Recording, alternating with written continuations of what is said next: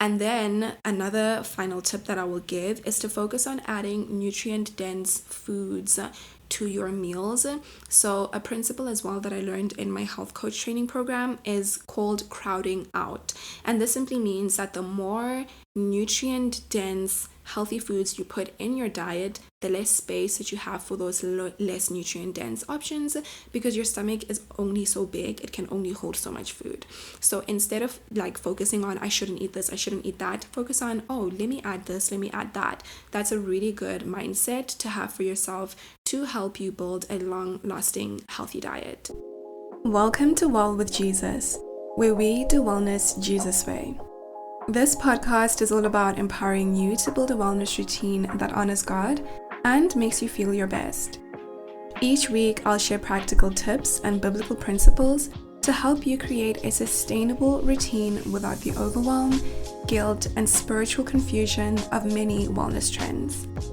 If that resonates with you, dear friend, I'd love for you to join me weekly. Don't forget to rate and review the show so more women can find us. Hello, dear friend, and welcome to another episode of the Well with Jesus podcast. Today, I wanted to talk about how we can set ourselves a foundation for setting up a simple, healthy, and sustainable diet. So, we're going to be looking at the fundamentals of how to build a healthy diet.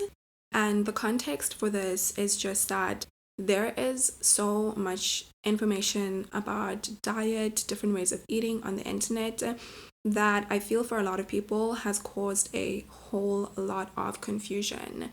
And one of the things that has really helped me in my journey of eating well is just focusing on the basics, not trying to hop onto every new thing that the next wellness influencer talks about or the next health expert recommends, but just taking the fundamental building blocks of a healthy diet and implementing those consistently. And that's what I want to share with you today.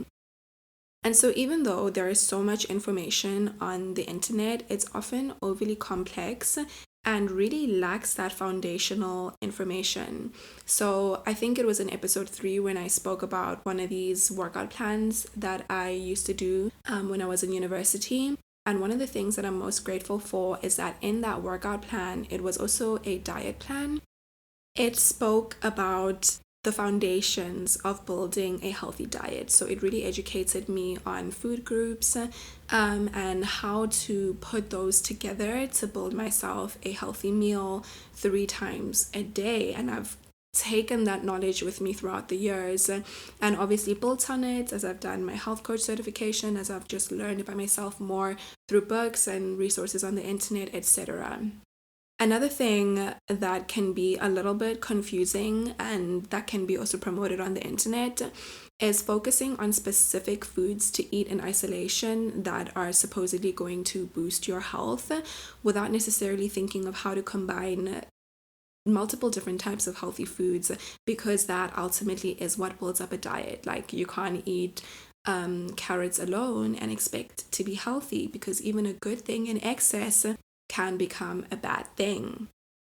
So I just also want to give a disclaimer that while I am an integrative nutrition health coach, one of the things that are really important for a health coach is to be mindful of your scope of practice and to operate within that scope of practice. So in other words, I am not a registered dietitian. I am not licensed to give specific nutritional advice. So even as you listen to this podcast, please just take this as basic guidelines, you know what I mean? And if you want to build on that, if you want really specific information that will help you in your own personal circumstances, then I would recommend that you go and look for even more professional help from a registered dietitian. So now that that's out of the way, let us get into today's episode. So the first thing that I feel is important to understand is the different types of nutrients that there are. So the building blocks of food, essentially. And so there are two types of nutrients that we find in all of our food, and these are either macronutrients or micronutrients. So if you are someone like me who studied economics, you understand the difference between macro and micro. Macro simply means like big, so think big picture, and micro is smaller level vibes. I just looked up a paper on the internet, like a scientific paper that gave a definition of macronutrients and micronutrients. And this is what it says. Nutritional science principally distinguishes two different classes among its classifications: macronutrients and micronutrients. Macronutrients can be considered as the main components of different tissues, and they constitute the total amount of the caloric intake, meaning the principal energy source of the human body. They are mainly distinguished in carbohydrates, proteins, and fats.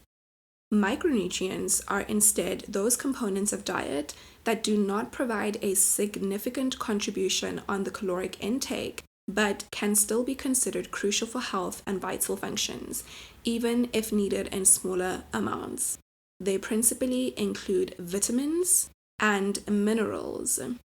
So that's kind of like a scientific jargony definition, but just to simplify it, macronutrients are the nutrients that we find in our three main food groups, so your carbs, your proteins, and your fats, and these contribute to the majority of the energy that you get from your food, whereas micronutrients are not necessarily contributing largely to your energy intake, but they provide you with the essential vitamins and minerals that promote healthy bodily function.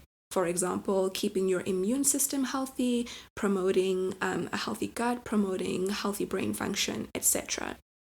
As I mentioned, your macronutrients are found in your proteins, so your meats, your plant-based proteins, in fats, things like your oils, avocado, peanut butter, etc., and carbohydrates. And with carbohydrates, it's important to just distinguish between two types of carbohydrates. So we have what's typically thought of as your healthy carbs, which are called complex carbohydrates. These are typically what we think of as the brown version. So your brown bread, your brown pasta, typically you can think of as like whole grain, so they haven't necessarily gone through the refinement process of removing the fiber from them. So versus your simple carbohydrates would be like your white pasta, your white bread, your white rice, etc. They are easier to chew, easier to digest, quicker to digest, because they have had a large amount of the fiber removed from them. And this is important to know as far as carbohydrates are concerned, because when we're thinking of building a healthy diet, we mostly want to be leaning on complex carbohydrates unless you have a specific, like, for example, gastrointestinal or tummy issue like IBS. So your complex carbs are what we can think of as healthy carbs, though I'm not saying this to demonize simple carbohydrates. We can have a variety in our diet just as long as we are prioritizing eating the healthy sources of not only carbohydrates but proteins and fats. So I will share some examples of these three different types of micronutrients as we go through this episode. So don't really stress about that for now. I just wanted to give you a bit of context. So when we think about micronutrients, we think about like the vitamins, the minerals that we get from eating a varied diet. So you don't necessarily need to think of like eating specific foods in isolation to get these. Your focus should mainly just be on eating a variety of different foods, especially plant foods, to give yourself the essential nutrients and vitamins that your body needs on a daily basis. So the focus here really is just on getting diversity in your diet, because that is how you're going to make sure that you cover your nutritional needs as far as your micronutrients are concerned. So now that we've covered a little bit of like a theoretical basis and just understanding the building blocks of food, let's now look at sources of some of these foods. And I'm mainly just going to touch on the macronutrients because it's important to have an understanding of what are sources of proteins, what are sources of fats, what are sources of carbohydrates, because this is what builds up the bulk of your meal. And this is where you are going to be getting your micronutrients. So I'm not necessarily going to be listing a list of a whole different food sources for where you can get your vitamin D, A, etc., etc. I'm just going to be focusing on the bigger building blocks of your food and of your meals. So because I was talking about carbohydrates earlier, I will start with just giving a bit of a breakdown on different sources of both complex carbohydrates and simple carbohydrates. So I've already spoken about how the difference between simple and complex carbs is just, I guess, the intactness of the fiber in the food, right? I mentioned some sources like brown bread, brown pasta, brown rice. Other sources of complex carbohydrates include oats.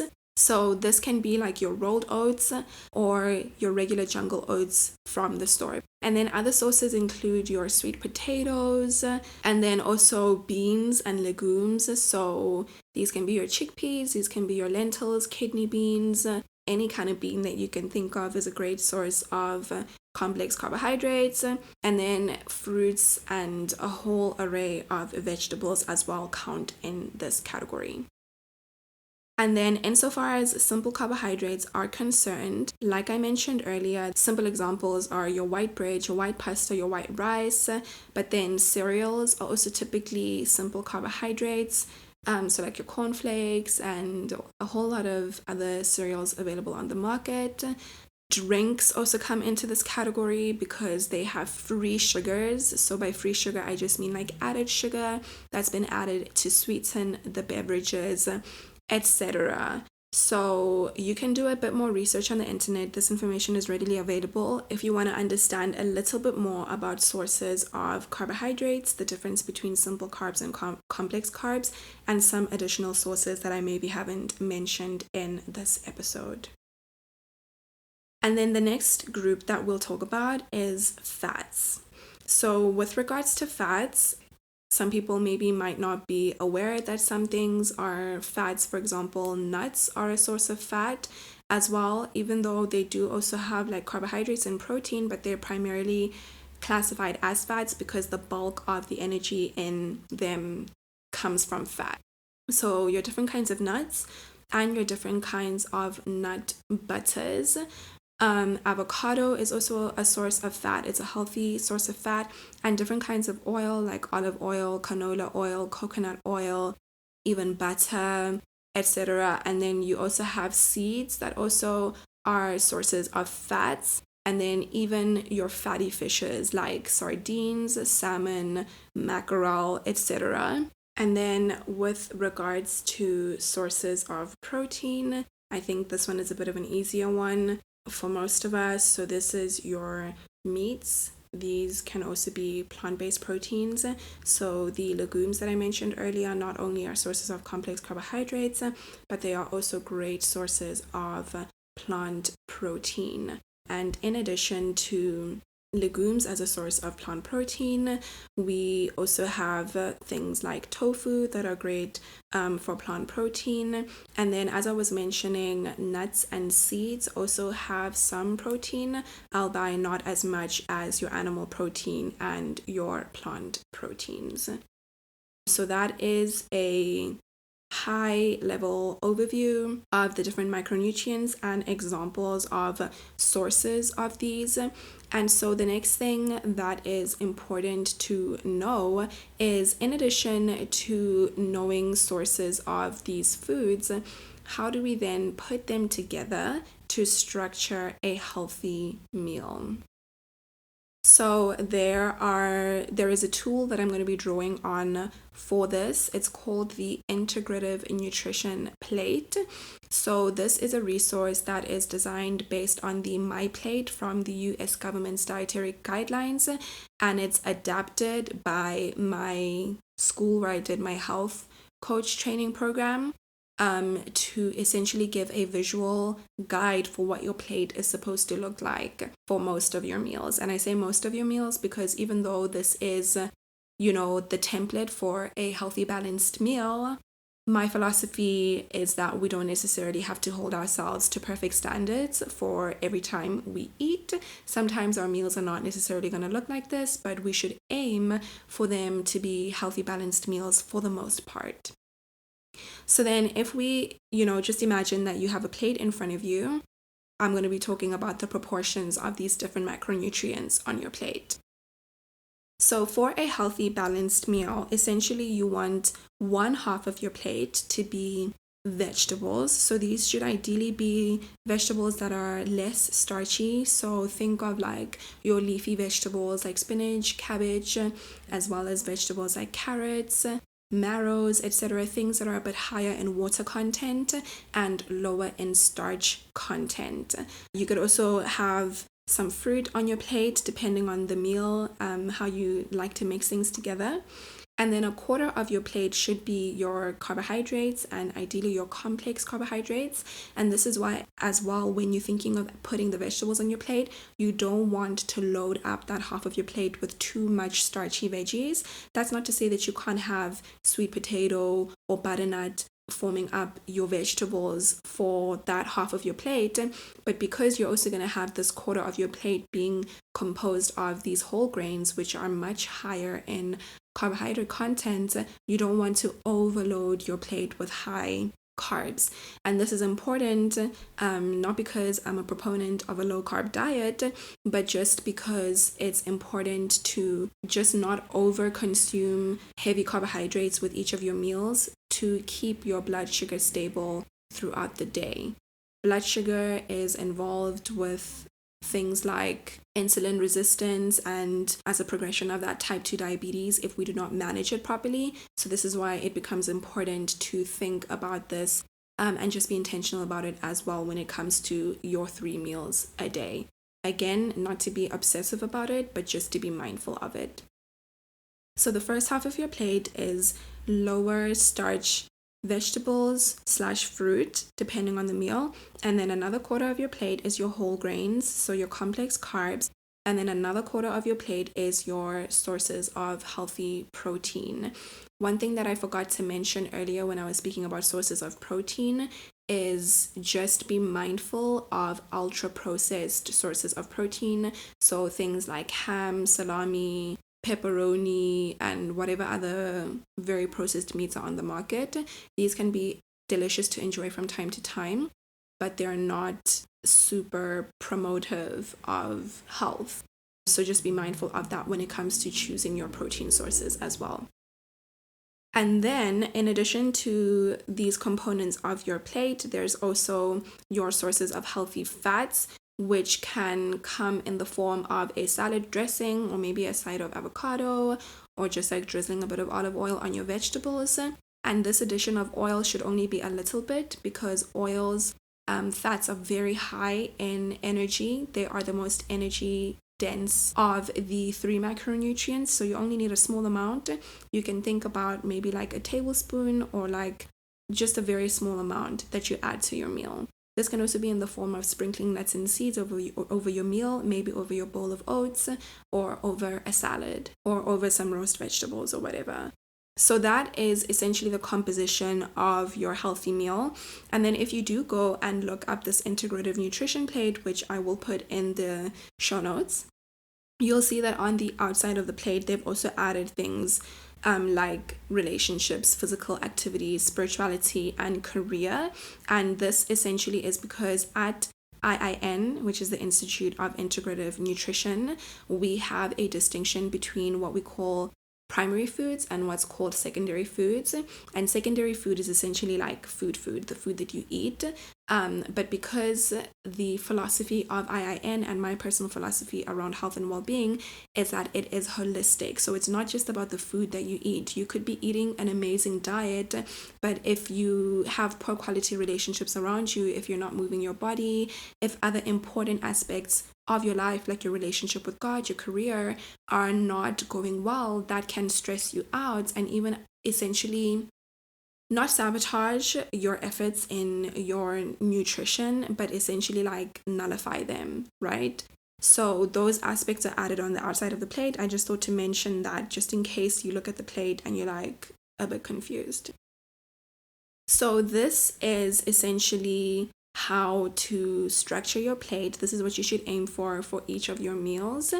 But as I mentioned earlier, it's a guide and you can adapt it for yourself within a healthy margin. And then also just enjoy those meals when you go out and you maybe don't have the perfect balanced meal, or on a really busy day when you cannot make the time to make a balanced meal. Don't stress out about that. Health is the sum of the behaviors that you engage in consistently over a long span of time. It's not necessarily like the one meal that you have on a Wednesday is going to put you in bad health. So I spoke a little bit earlier about the whole blood sugar thing when I was talking about the low starch vegetables mixed with the whole grain / complex carbs on your plate. And essentially the effect of eating in this way, balancing your plate in this way, is that when you accompany your carbohydrates with your low starch vegetables, which are giving you additional fiber, and then you also put in some protein and some fats, you are essentially dressing your carbohydrates in such a way that slows down their metabolism once you have eaten them. So by metabolism, I mean the breaking down of those carbohydrates.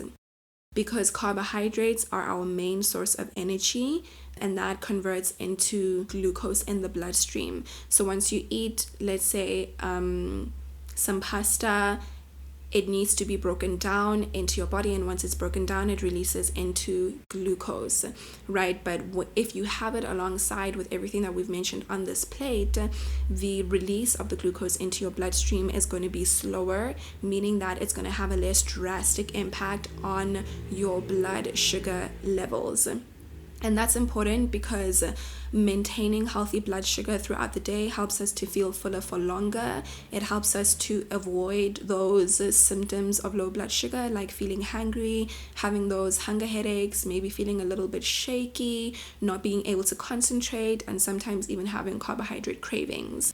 So it's important that we have our main meals, and if you are somebody who also does have snacks between your meals, use this principle as well. So you might be like, how do I turn this into a snack, right? How do I make like a healthy balanced snack? So for that, for example, you could have a banana, right, which is your complex carbohydrate, with some peanut butter. So in your peanut butter, you're getting healthy fats and you're also getting some protein. So that's one example. You could also maybe have a rice cake with avocado and maybe like a little bit of tuna, So that's how you get your protein, your fats, and your carbohydrates in a healthy snack. So just final tips to wrap up is, remember just to try to have a diversity of foods, right? And one way that you can also just push yourself to expand the range of foods that you eat is when you go grocery shopping, maybe try out one different thing each week, add one different thing to your basket. And this is also really important when it comes to like the plants that we eat. It's been shown scientifically that the wider diversity of plant foods that we eat, the healthier our gut microbiome is. So also think about what vegetable can I add to my shopping basket that I maybe don't usually eat, or maybe I can try new seeds or a different type of nut butter or something. And then another final tip that I will give is to focus on adding nutrient dense foods to your meals. So a principle as well that I learned in my health coach training program is called crowding out.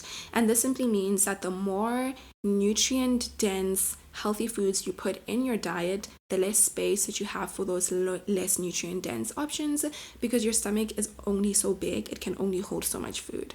So instead of like focusing on I shouldn't eat this, I shouldn't eat that, focus on, oh, let me add this, let me add that. That's a really good mindset to have for yourself to help you build a long-lasting healthy diet, and also to transition to a healthier diet if that is something that is a goal of yours, an area that you have been previously struggling in and that you want to improve.